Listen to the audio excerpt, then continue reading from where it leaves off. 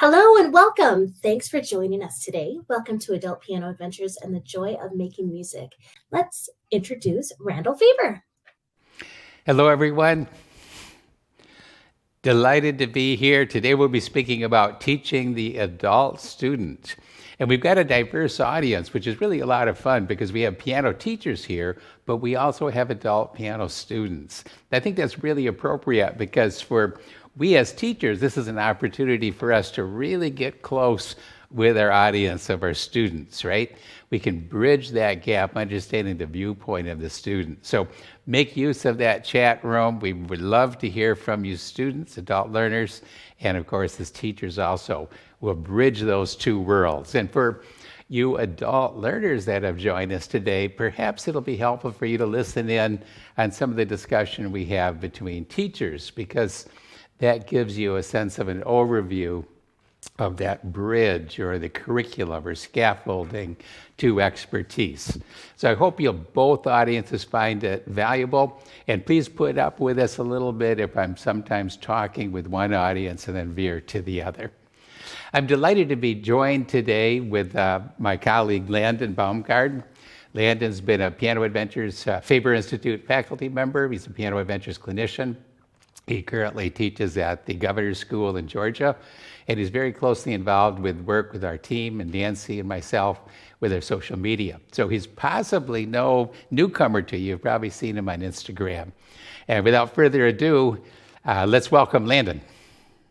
Randy, thank you so much. I'm watching people's comments fly in about where they're joining us from. I'm actually joining you from South Carolina, the Governor's School for the Arts and Humanities here in South Carolina. But it's a great pleasure and an honor to be talking to you, all of you guests today, whether you're a teacher or a student or somebody just thinking about learning the piano at some point later in life than childhood.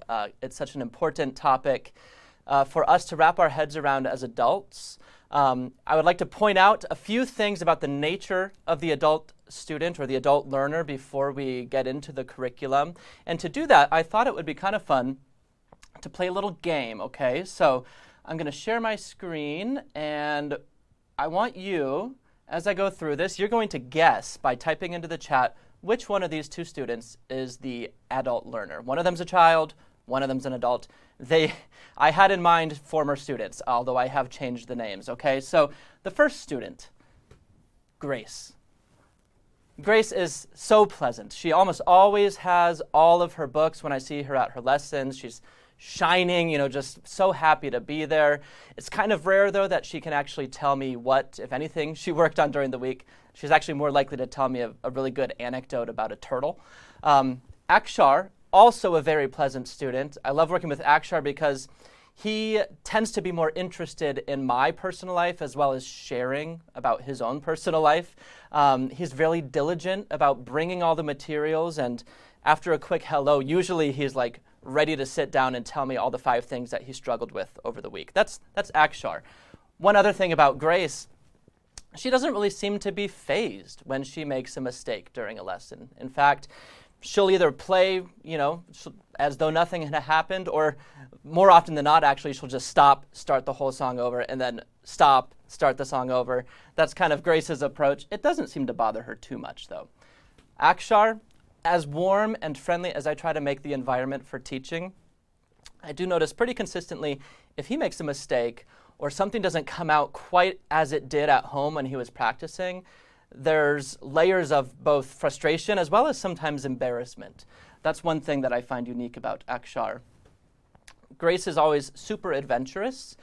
She wants to jump into literally any activity that I provide, whether it's putting chalk on the ground and drawing notes on a staff or trying out some improvisation. Akshar's a little bit less so in terms of trying out new things. However, Akshar is unique in that learning piano for Akshar is the ultimate adventure. It's something that's a long time coming. He's thought about it for what seems like a lifetime, and it's like finally now he's making that commitment to do it, and it's great. You might be able to guess where we're headed, by the way, but I also noticed about Grace that she is very expressive in her body, her facial expressions. She tends to be kind of wiggly. She likes to get up off the bench, and She'll always let me in if I'm playful as a teacher with her. Versus Akshar, he tends to be more expressive through his words, also a little bit guarded, and this is kind of one of the reasons that he picked up piano. Also, you'll notice my last point about Grace is that she typically has at least one, if not more, private chauffeurs, bookkeepers, chefs, secretaries, life coaches, and she also just seems to be independent, wealthy, not a care about money in the world. So if you didn't guess it by now, yeah, you can see Akshar is the adult student. So while those are specific examples of students I've personally taught in the past, there are things about the adult learner that ring true pretty consistently across the board. And they have a lot to do with what is unique about the situation of the adult where they are in their life. So as Randy and I were discussing this webinar and what would be appropriate material to address as relates to an adult learning piano, we had some essential questions that we wanted to process and build into the presentation. First of all, how does piano study fit into the adult's life? It's definitely a huge difference, and if you're a teacher, you know what this difference is because you've seen it in your younger students compared to adults. Sometimes it doesn't. They think it does, we think it does, we commit to it, and yet somehow we lose that energy or we lose that steam or we have a hard time really building in to our routine. Also, we want to know, as we think about the process of learning piano, how can we sequentially build skills for the adult in a way that will allow them to achieve their goals, which are sometimes, frankly, a little bit unobtainable or at least lofty, right? So we need to help build them skills sequentially, progressively, so that they are making progress towards that goal. We also want to explore a big question, which is why is it that adult students and those who are learning on their own, why do they tend to lose motivation after a few months of study? That's a worthwhile question to explore. And then a really important question that I think we'll go into a little bit more through different ways in the presentation is how can that adult find and keep the joy and satisfaction in making music and in learning about music at the piano, even when the hands and the mind seem slower than they thought they would. They have coordination issues or they feel just, way clumsier than they feel at their job as a physician or an engineer or a stay-at-home mom who's, orchestrating all these different activities for kids and family and such. So these were some of the big questions that we're going to be talking about during today's presentation. But I thought at this point it would be kind of nice, because we have many people in this room who might not be at all familiar with what Piano Adventures is. I wanted to play an early piece in our adult series, which is from our adult course book 1. This is for the pure adult beginner. And then I want to just show you some samples of pieces that come more towards the end of our second level for the adult, which come in some of the supplemental books. So first of all, here's a piece called Midnight Ride. This is kind of a simple piece, but an attractive piece nonetheless.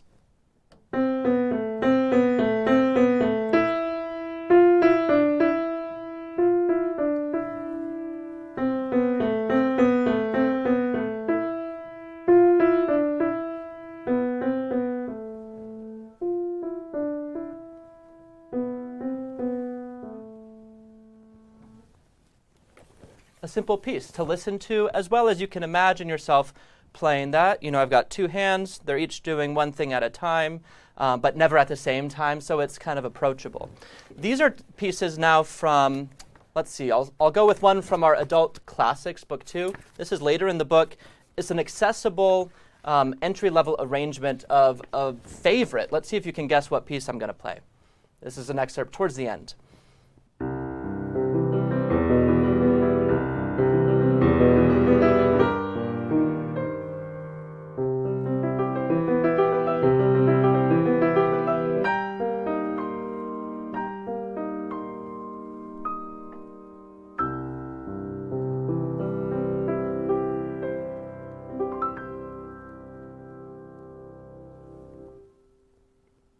Clair de Lune. We've got Clair de Lune, exactly. Here's another one. This is from our Adult Book 2 Popular. see if you can guess this one. I have a feeling it's going to be right up many of your alley. That phrase doesn't make sense, but you get it.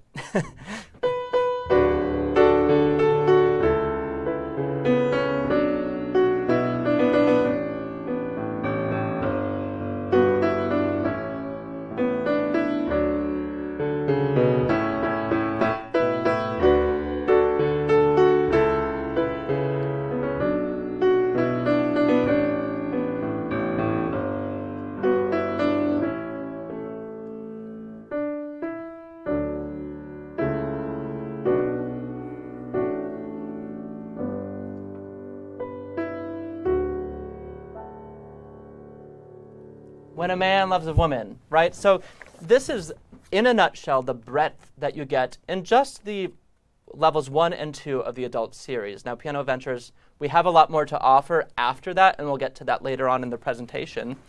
But at this point, I'd like to invite Randy on. I know he's got some comments for us before we go into our first special giveaway.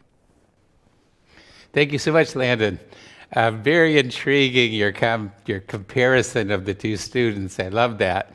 You know, one is more introverted and one is more extroverted. And sometimes it's surprising because you would think, analytically as an adult, we would think, well, the adult's more experienced, so they can be more expressive and more extroverted, and they're less embarrassed because they have life experience. But what actually happens is just the opposite. Because what I observe happening here, just as you pointed out, that life experience, it develops that more analytical, experiential part of the mind. If we wanted to talk about, brain hemispheres, it's that left hemisphere of experience and analysis and self-consciousness. And in contrast, the younger kids, especially really young kids, they're much more experiential. They're just coming in, taking in the perceptions and sensations and adapting to their environment. They're led by curiosity, not led by having to develop expertise. And I find that really interesting.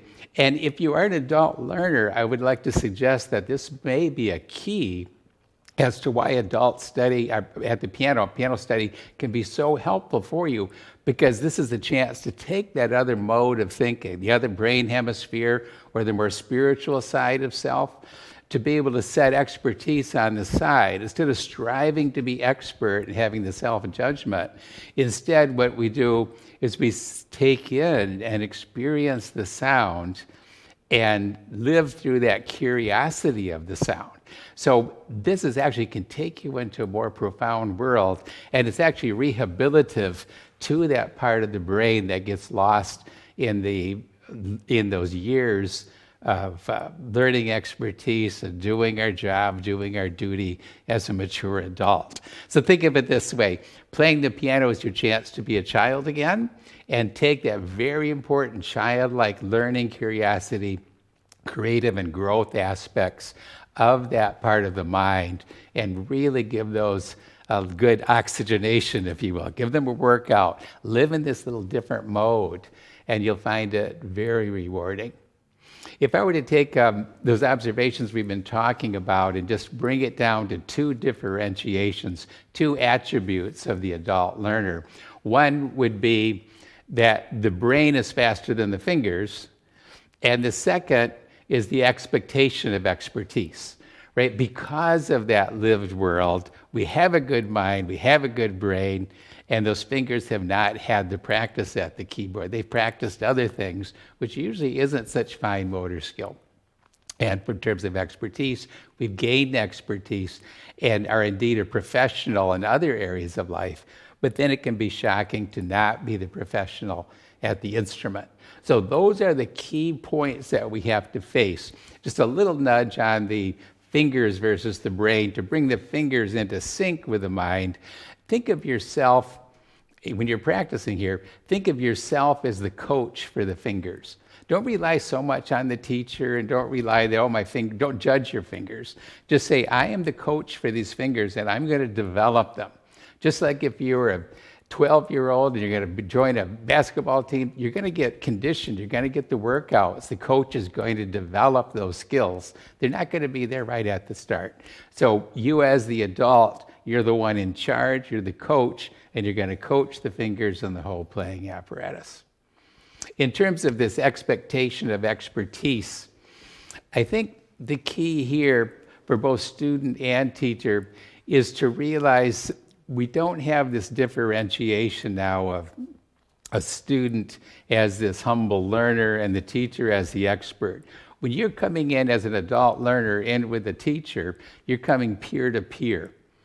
And I think it's important to recognize and take that deep breath that you're a professional in your own world, you're peer to peer with a teacher, but right now this is your chance to kind of take that fresh slate and learn something new.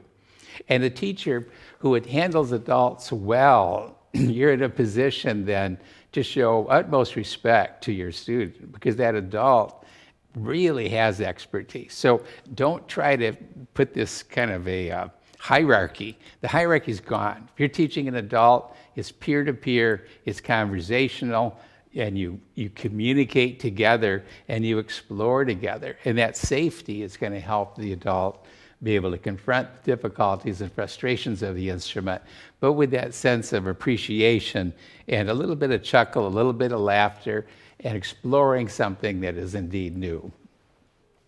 So if we take a step back on this, then what we were really talking about so far are the attributes of the learner. And if we wanted to put a more pedantic slant on it, if we're really looking at instruction here, one of the first modes we have to do in terms of steps of instructional design is really get to understand the learner. Who's in front of us? What are the traits of this learner? And then secondly, we have to look at where do we want to go? What is the learning outcome we're looking at? So we've just reflected on the nature of the adult and those attributes that are different than the child.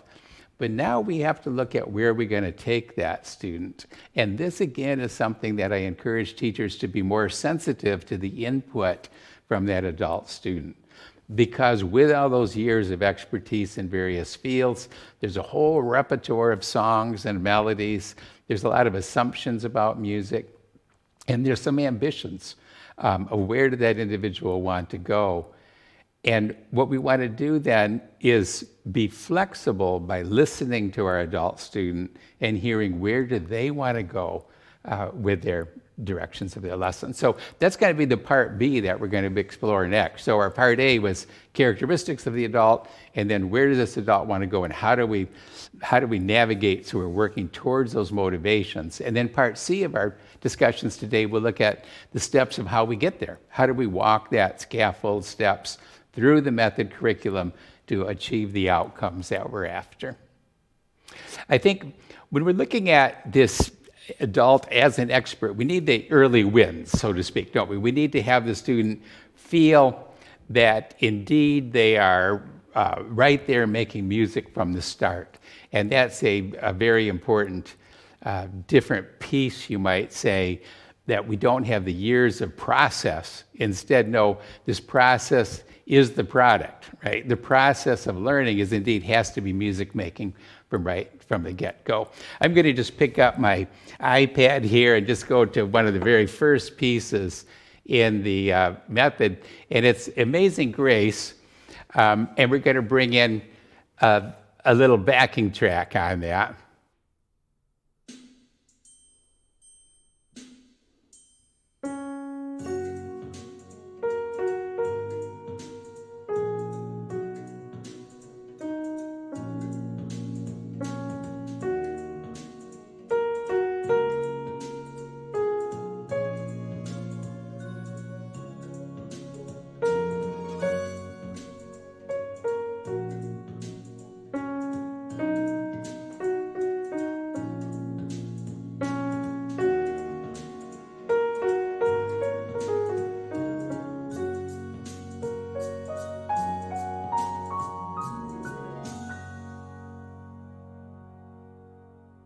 So we're going to explore then the pieces with just the black keys, and we could also have some improvisation just on the black keys. And what I'm going to share with you a little bit is I'm going to get our speakers running for a little later today. They went out here with our Bluetooth, but I'm going to bring that in, and we're going to share with you an MP3 of backing tracks that you can just explore black keys and sound really good right from the get-go.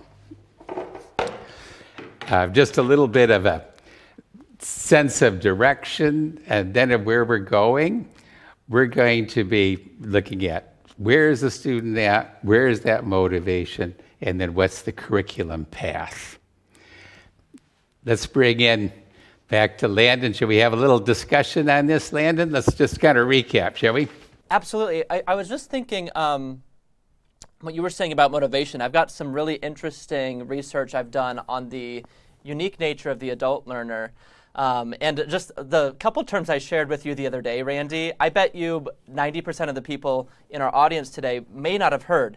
Okay, so as a teacher, we're familiar with pedagogy, which is the instruction of children, the way that children learn and how to teach skills to children. But then there are actually terms that exist for how to teach adult students. That word is andragogy. I had never heard of that until I was doing some research. Also, there's a term, which is a great term. It sounds kind of funky, but hoitagogy refers to the method of teaching oneself a new skill or a new subject, if you will. So there is a differentiation that we can draw on. And I think a big factor where that differentiation lies is in the motivation for the students. So let's chat a little bit about motivation and the adult learner. And I would encourage you actually type into the chat, what are some reasons you think, whether you are the learner or you're a teacher and you've experienced this, what are some reasons that adults get into piano in the first place? Let's hear from you guys. I've got my thoughts, of course. Let's see. By the way, I love that in the chat, I've seen a lot of interaction between self-learners, students, and teachers. We had thought about separating out those groups of people for different webinars, but then we thought, well, in the spirit of peer-to-peer, and we're all in this together, let's have everyone together, and we can do some good learning from each other. Okay. Excellent. So we've got lifelong goal, lifelong desires, always wanted to. Yeah. How many people do you know who took piano as a child, quit when they were maybe 11, and then like the day they graduated high school, it's like the biggest regret of their life? I've not met a single adult who says, yeah, I'm really glad my parents let me quit piano as a child. So I'm right there with you with the lifelong learner concept. Some other ones that made my short list are like, the person wants a creative outlet. You know, maybe they've got a job that's not exactly doing it for them in terms of being able to create and show something and bring something new into the world. So maybe that's part of it. An emotional outlet, how about? You know, maybe you are somebody who has a difficult time in words, conversing, expressing those feelings. Piano is a very therapeutic activity, or we think it should be for that. How about take on a new challenge? I had a student back in Ann Arbor at the Piano Institute who was a mother of one child, and her child was taking piano, and that mother thought, you know, I'm finally actually going to do this. I'm going to do this because my day-to-day life, I'm not really getting challenged in the ways that I know I'm capable of, so I'm going to do that. Or doing something personal for you, filling your cup. Right, so all of these things relate to piano as a form of therapy or of personal expression, of indulgence. Sometimes we can think of just luxuriating in the sound and the feel of the keys, self-care, passion.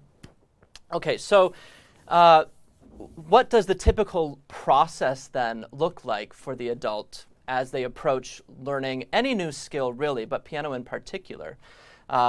We're no stranger to the concept of, you know, like a New Year's resolution. We've all had them, right? So somebody wants to, January 1st, start going to the gym, let's say 5 days a week, and they're going to work out an hour a day, 5 days a week. And they're like so excited, right? I've done this. And it lasts about maybe a month, maybe less, maybe a little bit more, but usually there is a drop-off point. And I wanted to share with you a little bit of research I've done. And this could be familiar info for some of you or just a new way of thinking about it. But I've got a little bit of info here on what the levels or the stages of learning are for the adult and how they relate and fit in with something called the Dunning-Kruger effect. Okay, so you can see here I've got, actually, do you? Yes, good, it's up on the screen. So my nifty little keynote slide here, we've got two axes. We've got a vertical axis, which expresses confidence, and we've got a horizontal axis that expresses competence. Okay, now, our learning stages, they have very unglamorous labels. So our first stage we can call unconscious incompetence. You don't even know how much you don't know. But notice where that lies on our spectrum here of confidence. We feel very confident in the beginning of picking up a new skill because we've seen, let's say, a concert where Bruce Hornsby was just owning it at the piano, or we listen to and love and admire like Norah Jones or Martha Argerich if you're really into classical music, right? So these things occur and we start to see, okay, well, I'm an expert at many things in my life and I'm really smart and I've mastered a lot of things, so there's no reason that I shouldn't be able to master piano. I know it'll be a challenge, but I'm going to get into it. Well, I don't even know yet how much I don't know, which brings us to stage 2. Conscious incompetence. You are now suddenly, maybe after a few weeks where you've had some introductory pieces from, let's say, course book 1, and it was like, okay, I can do this. It takes a little bit of work, but I can do this. And then suddenly you get to a piece where the right hand is doing something different from the left hand, and they're doing them at the same time, and it feels like the hardest thing anyone has ever asked you to do. I have seen so many adults stumble over a piece like Musette, which has the something going on in the left hand, not very complex, but when you add them together, it is complex. And what you see here on our graph is a very steep decline in confidence. So we've gained enough competence to say, wow, now I actually know this is not going to be easy. In fact, I know this is going to be hard. In fact, I'm super overwhelmed. I don't even know where to start. I don't know what I should do next, and I don't know how I can set a goal because I don't know what the steps are along the way. Well, through a process, as we can lean into a structured process, which is what a method book like Piano Adventures can provide, we move into that next phase, which is we're progressively working and we develop conscious competence. So we develop an ability to execute something that we know, which is a theoretical knowledge base, and we can actually convey it at the piano, but it still feels like work. We still have to be really in the moment, diligently thinking and calculating, and it's painstaking. So that's stage 3. We then get into unconscious competence, which is you go on autopilot and it sounds amazing. You don't hardly have to think about it. This is a stage where probably a lot of younger teachers find themselves at. Maybe if you're just out of college and you performed an amazing senior recital and you played like Beethoven and Rachmaninoff sonatas and stuff, you are like on top of the world when it comes to technique and being able to physically play. And you can give a performance without thinking very hard about it. Following this, and this is where many of us more experienced teachers find ourselves, we have this great phrase, conscious, unconscious competence. So we are aware of the fact that we have a high degree of competency that is on autopilot, and we're aware and we've reflected on what got us to that state. And it's that reflection that we as teachers get to share with our students. But let's hang up for a second here. Notice I put phase 2, stage 2 in red. I did that because I have found that this is where the majority of students who are adult learners tend to lose some of that momentum they had going into it because their confidence has sagged a little bit. And this is maybe helpful to think about because as I was seeing in the comments, some of the questions related to, what do you do with a student who will only bring in a piece of music they found on the internet? And it's actually, from a notation standpoint and like a layering and complexity standpoint, really challenging. Like there's a lot to break down. And it's actually many levels beyond what they should be playing, But they feel like this is something I got and I want to work on it. So at what point do you decide how to structure the next step so that we're taking it in the right direction? And for this, I just want to encourage you to think, since we're adults and many of us work in business professions, think of this idea of a KPI, a key performance indicator. Now, if you're a business, you use KPIs to measure the success of an activity. So you might use KPIs related to marketing to measure the success of an advertising campaign or something like that. Well, as piano students, you can use KPIs to define what success looks like for you in your study. And some of the really obvious ones that you probably go to right away would be like, I can measure my success or my students' success based on the amount of repertoire that I've mastered in a certain period of time, right? So the more pieces I've done, clearly I'm very successful, right? Or you can measure success in terms of time spent actually at the instrument on a daily basis. Because many of us, part of the goal is spending consistent time at the instrument, doing that activity, learning about what I need to do. Okay, so those are two, but how about one that maybe you don't go to right at the very beginning? What about satisfaction and emotional affiliation with piano and all the peripheral things that surround it, like music appreciation, music theory, the study of music? This goes back to that motivation factor from the beginning.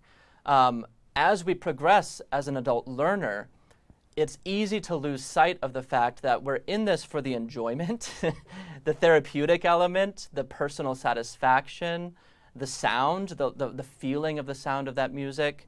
And if we become so fixated on just the product we get out of the piano, then we're in a little bit of trouble, I think, when we hit a roadblock like a piece that just seems insurmountable. And by the way, after that piece, what's going to be next, right? So I think a really important thing about the relationship that Randy was talking about just a bit ago, and also about some of these motivational factors and the typical trajectory for an adult student to keep in mind is that sticking with it is worth it, because you notice on that graph, I know it's not up on the screen any longer, but there is a moment where it begins the incline, right? It's more gradual, it's more realistic, and it helps to have a reset of those expectations so that you can then begin again and craft your way up towards the goals that you do have. Now, at this point, I'd like to invite Randy back on if he had any additional comments on the motivation factor or perhaps about that conversational element in the lesson. Thank you, Landon. I'm reminded with your examples there in your chart, reminded of Socrates. It's said that when he's asked a question, being this brilliant philosopher, everybody would expect this profound response. But his response was always, I don't know. He had to get the blank slate of that humility. You can see where he was on this curve already. He's already thrown out all the false confidence, right? But it's that blank slate of I don't know. But that was the only point from which he could be creative and have new insights. But he could adopt that as one of the most expert thinkers and philosophers of his day. So if he could do that, when we're approaching the piano, again, that blank slate of being in the moment, of saying, what can I experience? And I like what you were talking about, Landon, that it becomes more experiential rather than I'm going to layer competence on competence. If we start doing that, we get into a judgment part of our brain, which is not what we want to entertain here. That's not what music is about. So we're going to get to the real source of music. The real source, the real value of music is that it takes us into a more beautiful, transcendent spiritual space. So let yourself go into that space. That'll be both motivational and it's the product. And that comes to the watchword that both Landon and I have discussed prior, is that in piano study for the adult, we don't work this process for this eventual product. It's much more important to understand that the process is the product. In other words, the exploration of the beauty, the exploration of the piano, that process of learning is itself the product, because it's involving that shift of mindset. It's involving this more sense of relaxation. I like 2 points of motivation that I can highlight here. One is the fact that instead of being a music consumer, the transition is to being a music maker. So enjoy the fact that you are making music, but not in the judgmental sense. And then the second, very importantly, is the element of artistry. I like to use the phrase personal piano, personal artistry. Personal piano, because this is your private time. This is your time. It's not for your boss. It's not for your family. It's yours. So don't give that up by start judging yourself and thinking long term. Just be in the moment and enjoy the sound. And that takes us also then to the personal artistry. The artistry isn't the fact that you can play all over the keyboard. In fact, if you're thinking of being a virtuoso, it's going to be a long haul. It's not so easy for an adult, but it's not needed. You can play beautifully in a much simpler setting. And maybe sound will illustrate that better than anything. I'm just going to pull out a piece here. It's from level 1, right from the classics. So it's Puccini. And let's give a listen to the beauty here, even in a very simple setting.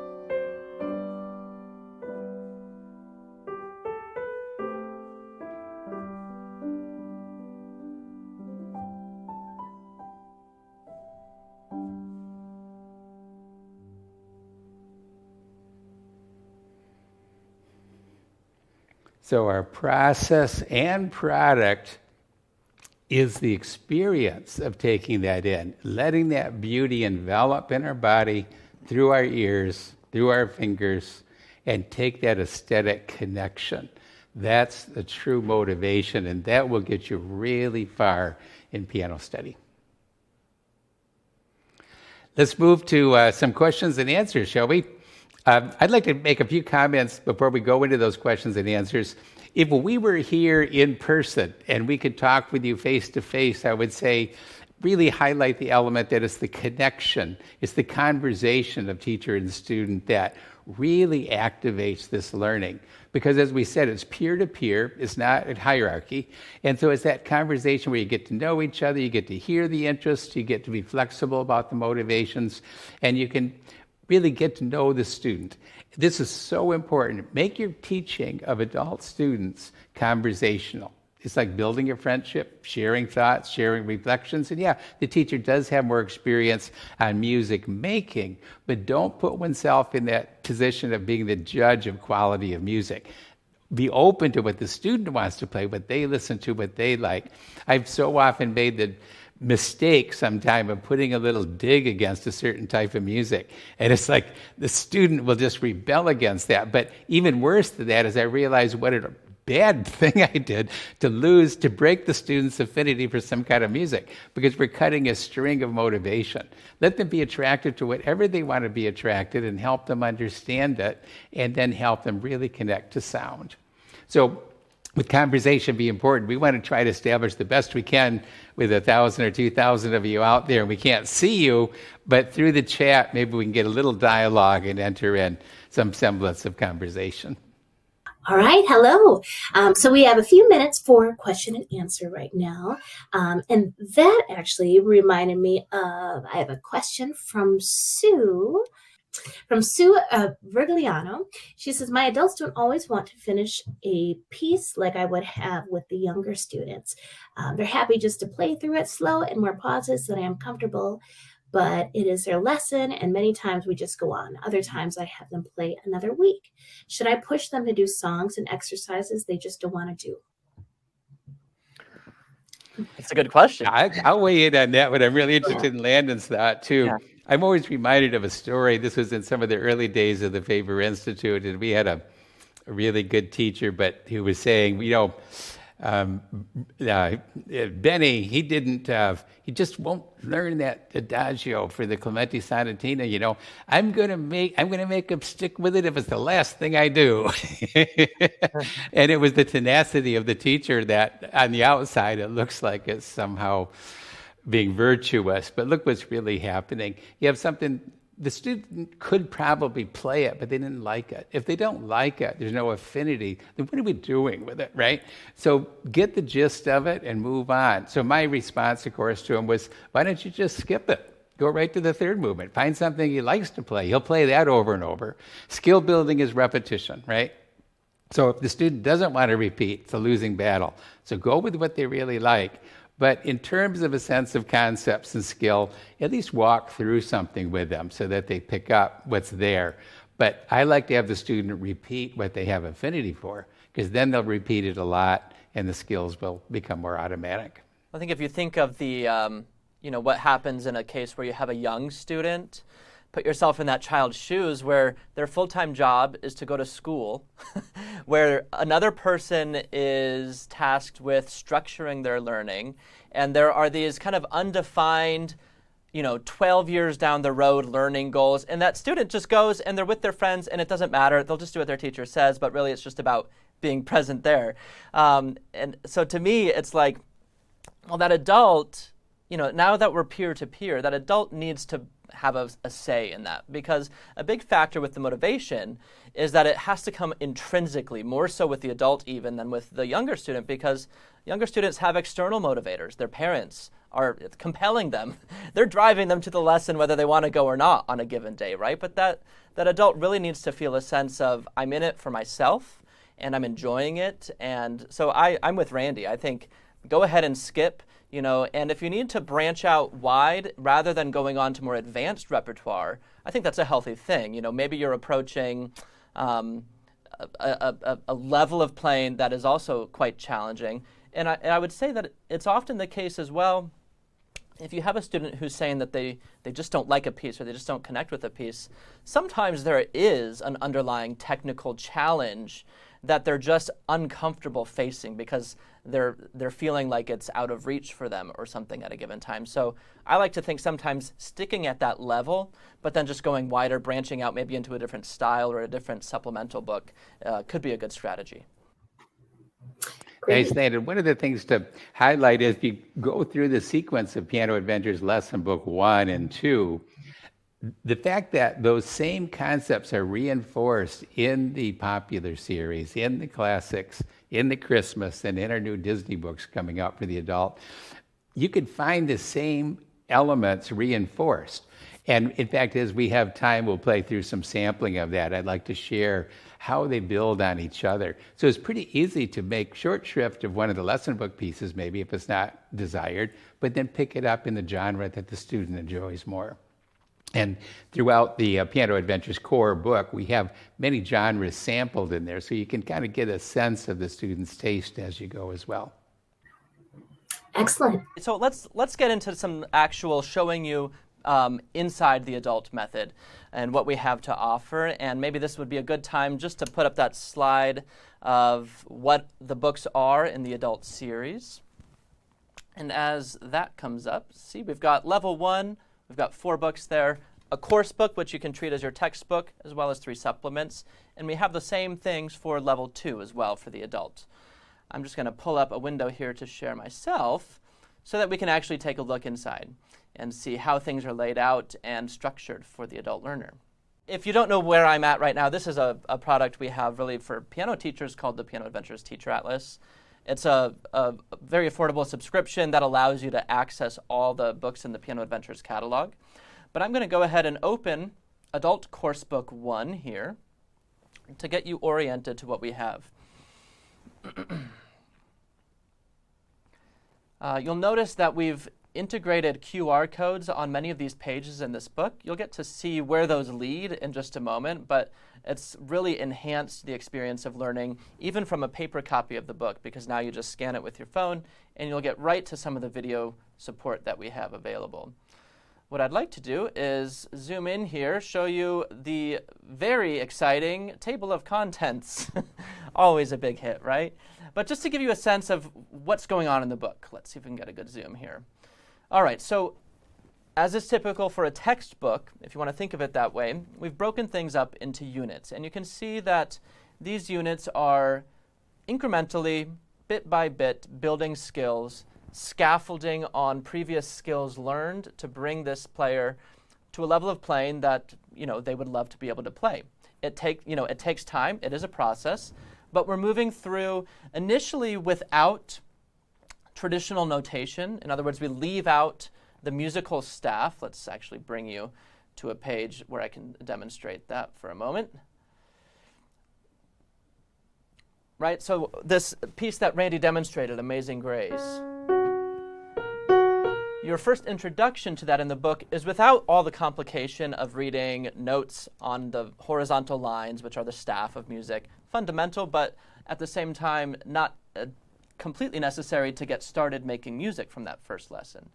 So that's our introduction to the reading. You will notice the use of finger numbers as well as a reflection on the page by contour of when the notes go up and when they go down, or when they go to the right, up the keyboard, or when they go down to the left, down the keyboard. Okay, following this, we do get in slowly to introducing rhythms. So here we have a way of indicating notes called quarter notes that are one beat. We introduce half notes, dotted half notes, rhythms that relate to the duration of particular notes in the music. And then very quickly here we get into the reading of music on a staff. So we're getting our introduction to the staff here. This is already on page 29. And at this point you might start thinking, okay, this is getting a little more complex than I thought. But not to worry, because we're all about that incremental skill building. So while there are, yes, 88 keys on a piano, there are only 7 note names in the musical alphabet. So at least that's something. And I'll show you here, let's skip ahead just a bit, maybe a song I really like in the book from our unit 6. So this is a unit where we're introducing a concept called eighth notes for the first time. That's where you take one beat and you make it, or you divide it in 2, so that there are 2 events per every beat. So for example, quarter notes, which would be 1 beat, eighth notes, and they have their specific way of being notated. So in the book, if you're learning on your own especially, this is going to be of immense value, but also if you're a teacher working with a student, it's always helpful reinforcement in between lessons, right? So you'll notice down here on the bottom left of the page, you can scan this QR code, or if you're using the Teacher Atlas, you just click that link, and that's going to bring you right up to a video demonstration where Randy himself is giving us an idea of how he would approach that. So maybe we can put up the video of that so we can get a sample of that teaching. Unit 6, eighth notes. 1, 2, 3, 1, 2, 3. What if we subdivide those beats? 1, 2, 3, and 1, 2, 3, and 1, and 2, and 3, and 1, and 2, and 3. And while we're feeling the rhythm, listening to rhythm in our inner ear, we have that counting going on. And it's helpful for a performer not just to always count the main beats, but to subdivide those. 1 and 2 and 3 and 1, 2, 3 and 1. Excellent. So there we are in the book. We've got the book, we've got it on our own, or we've got it with our teacher. And we get to a point where we want to explore some of the repertoire that exists in that unit. So these books are great because you get a rather holistic view of piano and all the necessary requirements that go into progressing at the instrument. And those include music theory. It includes music technique, or the actual physical way that we execute the playing of the piano, so that we can translate the theoretical knowledge, the identification of notes, of chords, etc., the reading of the music. We can translate through a healthy technique into beautiful sound.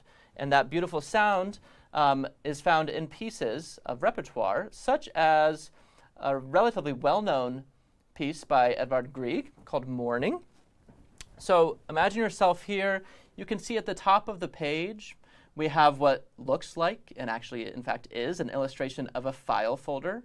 This has important information, right? So with the idea of scaffolding on knowledge and accumulating that knowledge for future use, we want to file away this bit of information. So whenever you see that in the book, just know that it's really worth looking into, although sometimes you might feel a little overwhelmed with what is on a page in addition to just the music. So here we're talking a little bit about dynamics, which include crescendos and diminuendos, or getting louder gradually, getting softer gradually. There are a couple things going on here. One is if you're wanting to get a sense of how the piece actually sounds and how it looks to play at the piano, you can come down to the lower corner again. You would click that, and you would get a model performance of, this is a friend of mine, Kate, actually doing a performance of this piece. Could we put that performance up real quick?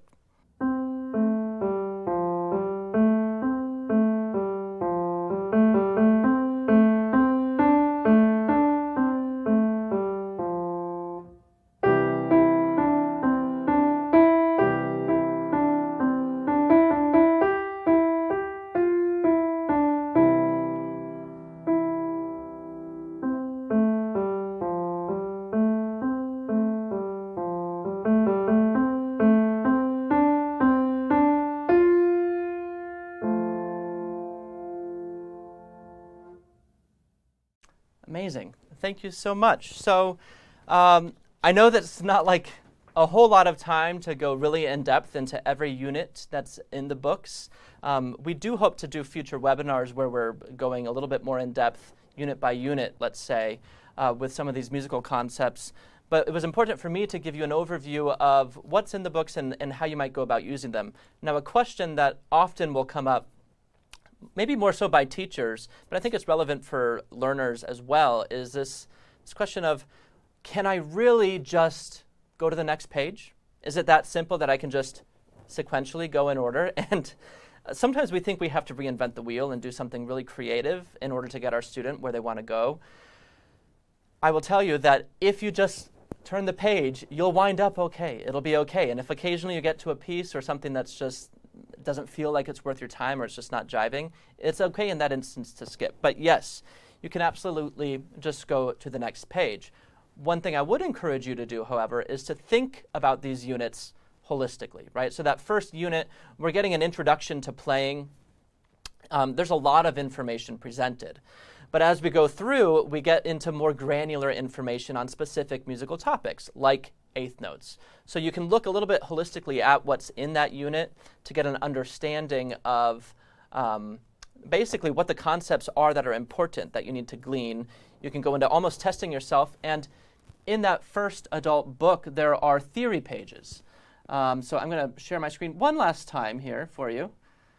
You'll notice at the end of each unit, there are technique drills, and there are also theory drills. So for example, here we are, page 81. We're getting practice drawing particular notes, almost doing a little bit of math to figure out what actual note value these would add up to, these eighth notes. And if you're wondering, well, that's great, but where do I actually get the answers? If you just Google Adult Piano Adventures, Book 1, Theory Key, I know that's kind of long. Maybe we can share a link with you after the fact. But you'll get to this page, which gets you all the answer keys to any of the theory books in the Piano Adventures series that exist. So I would click on that, and you can go through and just check your work. So it's a really helpful way to verify that you haven't missed out or misunderstood important concepts that were covered in a given unit. Okay, so that's what I've got at the moment for you in terms of what is in the actual course book. I believe Randy wants to come on and give you a bit more sampling, along with a little bit more of a dive into some of the repertoire that exists in the supplemental books as well. Thank you, Landon. Let's take just a little look at that kind of a deep dive where Landon was talking about the holistic nature of the concept that'll be reinforced in the unit. And Landon, if you have a chance there to bring up for me page 52 in the Book 1 Adult Method, the piece design in Klein and Knock music, and we're really looking at thirds, and in other words, thirds are stacking tones. So if we stack up from that C, we get our C chord. And if we go up to step 5 of that, this G, we can stack there, and we get this G chord. So we could call this stacking on C here, when we're in the key of C. That's our 1 chord, and the G is going to be our 5 chord. And so we get all these pieces here are going to anchor on that step 1 with its chord, or a step 5 and its chord. So give a listen to this Mozart piece.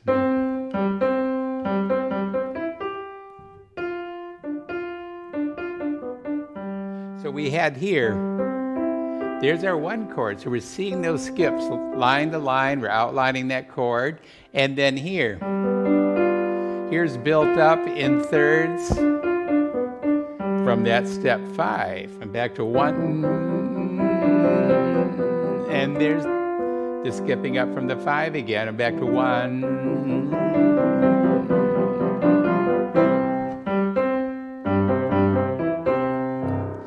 So this is going to be a theme that we could build that out into some Beethoven pieces. How about something like to the simple gifts? There's our C chord tones again. Oh, those are 1 chord. Then what do we have here? Ya-da-dee-da-bum. There's that G chord again. No, I'm coming around the 5.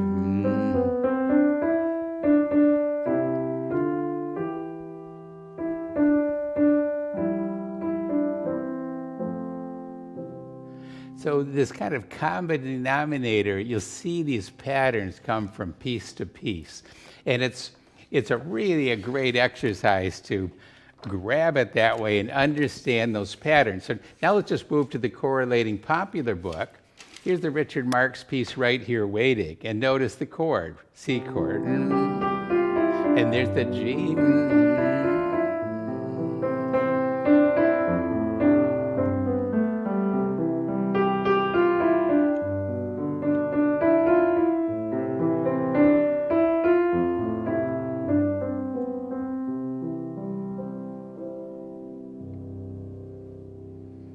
So while there's a lot of notes there, really what we have is the simplicity of just these chordal outlines.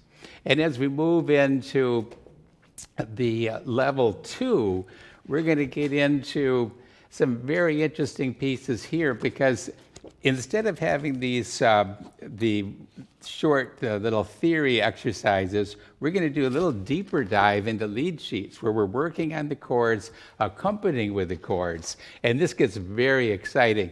Landon, if you can bring up page 42, this is Danny Boy, essentially, Londonderry Air. So if we have the F chord here, we're learning in the key of F now, so we're going to do that root and the 5th of the chord. Maybe I put the root here again. So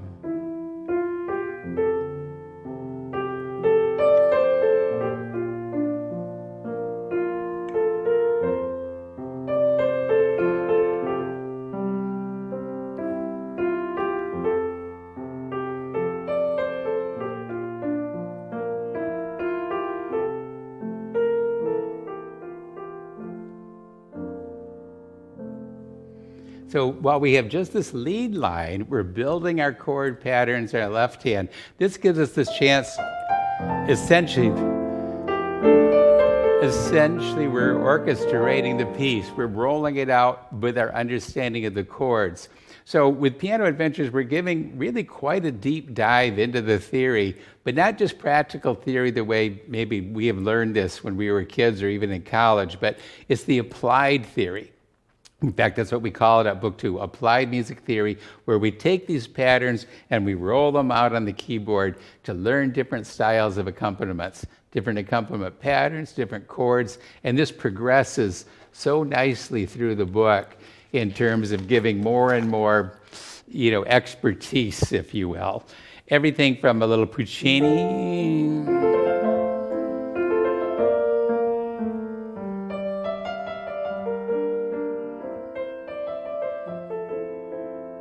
and so forth, with all that beauty that comes with that, to something that can be, a little bit more raucous, if you will, more of a rock abandon. Something like this chord pattern of, I'm just going down, it's kind of the same as Greensleeves, but we're just rocking it out a little bit. So let's take this as from Carlos Santana, Smooth.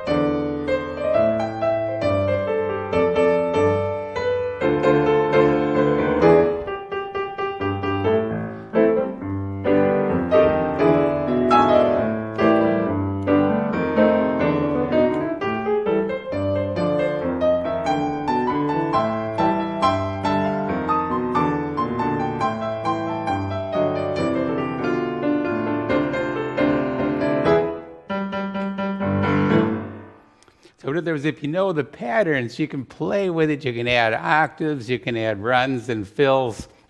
And this is where we're aspiring to. And yet this is just all laid out right in that course of books 1 and 2, along with the supplements.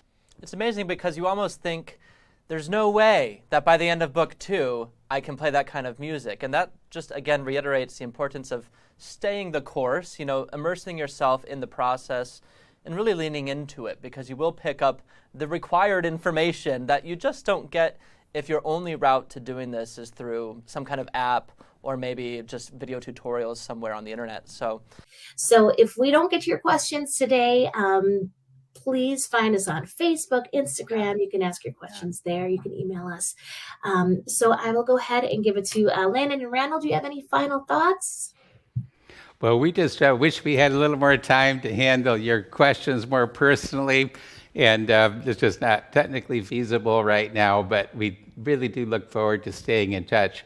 If we were to summarize a mission that we have for you, would be, is any way that we can assist you find your passion for music, to kindle that passion so that you've got the motivation to explore and you have that really aesthetic, transcendent experience at piano, and then know what your next step in the path is. And that's what we're laying out here for you. And with a lot of flexibility, but basically a stairway to more expertise. And then your progress. So we're going to try to do what we can to stay in touch with you to make sure you're progressing as you see fit. I would also add to that, that's great last comment, but we do have a really great, vibrant, active discussion group for Piano Adventures Method books on Facebook. It's called the Piano Adventures Discussion Group. I would really recommend, whether you're a teacher or a student, it's really a place for anybody who engages with the materials to share, ask questions, and feed off of each other's knowledge. That would be a really great place if you do have questions that maybe some of the other teachers who are present today could also take part in answering. Very good. Excellent. We look forward to building that community and, of course, as always, assisting the teachers in your very important role. And we wish you the best in your studies. All right. Have a great day, everybody. Thanks for joining us. Thank you. Thanks. I'll play a little bit as an outro. Thanks, everyone.